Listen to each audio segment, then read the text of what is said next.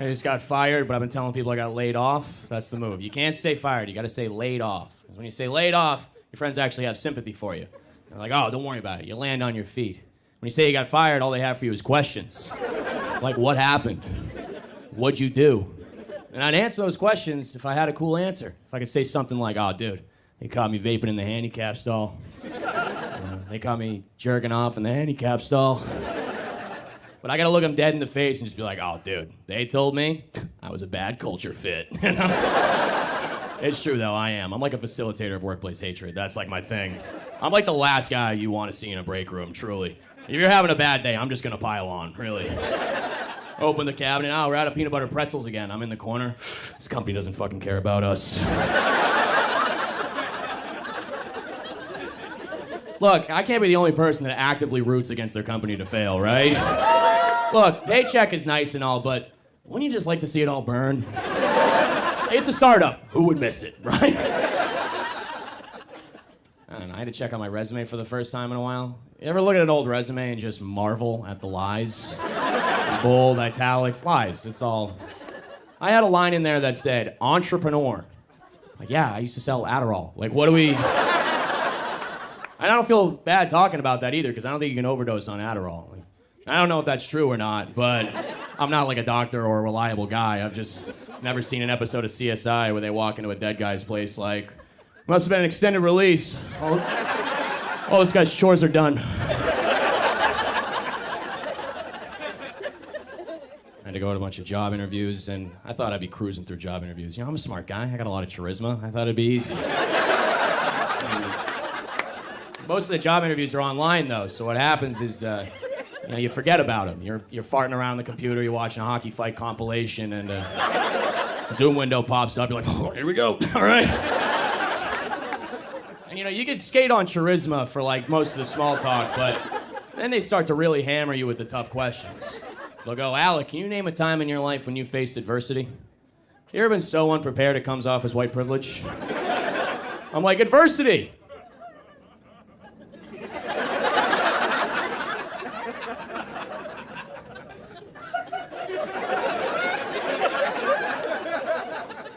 And then you slam the screen shut and blame the Wi-Fi. That's the move. Would you want me to wait and be like, oh, this one time at sailing camp, there wasn't any wind. Like, I'm gonna blame the Wi-Fi. I got a temporary job right now. I'm a substitute teacher. If you ever wanted to find out how your friends really feel about you, just tell them that you're teaching. So they'll just say things to your face like, wow, they must really need people, huh? Yeah, there's a shortage of heroes right now, actually. It's always your buddies that work in like tech sales or something, and I would never say that to them about their jobs. I'd never be like, wow, they must really need a washed up D3 athlete with a coke problem, huh? I'm doing my best for these kids, okay? I'm trying. I'm an educator. It is tough. I did a whole lesson on apostrophes the other day. I think it was all wrong. I think the whole thing was wrong. They're asking me like, how do I know if it's possessive? I'll sound it out. I don't know. Good part about being a sub, though, for the most part, your job is just throwing on a movie and then watching the first half of that movie 6 times in a row during the day. By the time you get to 7th period, you're like, look, kids, we're starting Mulan from the middle, okay? I gotta find out this bitch defeats the Huns. I'm losing my mind. And I don't like that word sub either. I think that's very demeaning to me, okay? In my classroom, I am not a sub. I am the dom, all right?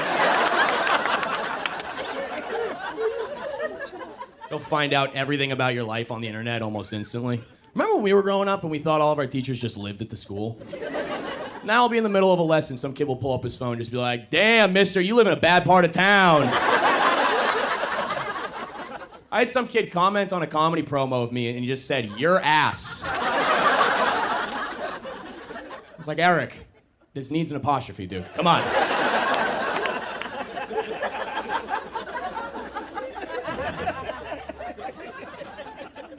I'm trying to get a girlfriend right now. I put having a girlfriend on my vision board. It's a big goal for me. Don't laugh at that. I don't know. Look, everyone's got a girlfriend now. Even like the weird friend in my group, he's got a girlfriend, and she's way out of his league, like suspiciously out of his league. But she says it's because he has big golden retriever energy. You heard that? Big golden retriever energy. I don't know. I think it's kind of cute. It's cute. It's fun. Like I'm gonna start saying that. Big golden retriever energy. We were all calling it mild autism, so. So if you met Dave, he's a biter. Just dating as a whole, I'm feeling very hetero-pessimistic about it. I'm straight guy. Any other straighties? Straighties? Woo! I'm trying to make that into a like, we see each other. It's not really catching on. I'm working on it. I'm not a trendsetter. I just do my best. I don't know. I just, as a whole, like, as for a straightie, you know, it's, as a guy, it feels like I'm always just giving dating advice I didn't ask for, especially on social media. On my feed, it'll just be beautiful women with their phones in front of their face saying things like, hey guys, here's the 13 things you do that give girls the ick. Number 1, existing. Number 2, ankle socks. I'm like, all right, should I go to Kohl's or kill myself? What's the move?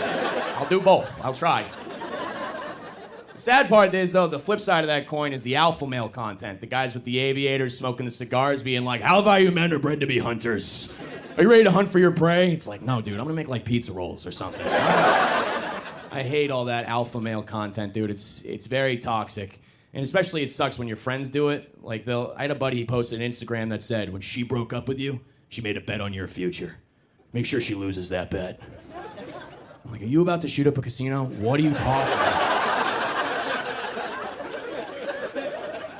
It's sad because I wish my boys could just feel comfortable enough to talk to me. Like, I've been going to therapy for like a month, okay? I'm an emotional intelligence brown belt at this point, all right? I got moves, dude. You want to kill yourself? Have you tried going for a walk, my man? What about breathing, huh? I don't know. I could use those tips, though. I'm not great. I had a girl over my place the other night for a movie night, and I picked out the movie. About halfway through, she starts kissing my neck a little bit. You know, hand starts going around my belt, so I press pause, and I'm like, hey, what's up? You don't like the movie? What's going on?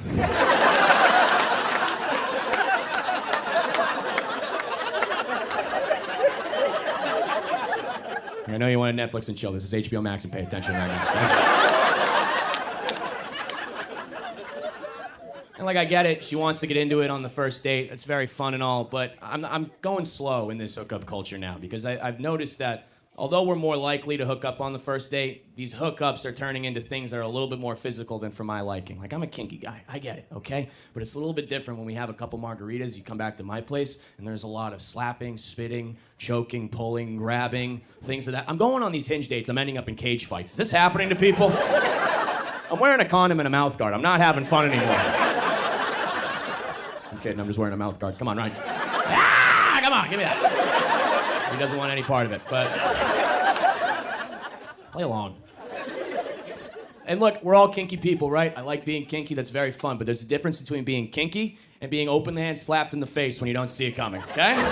She's riding you cowgirl and just whack! You like that? I'm like, yeah, that was hot. Give me a second, my eyes are coming.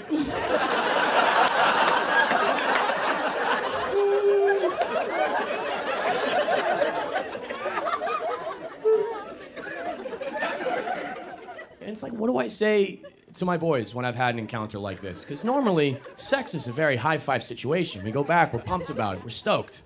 But what do I talk about when I've had an encounter and I feel like I've been embarrassed and I feel used and I feel dirty? I'm like, yeah, dude, went back with the girl from the bar last night. Uh-huh. Yeah?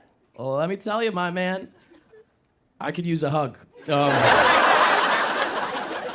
right, guys.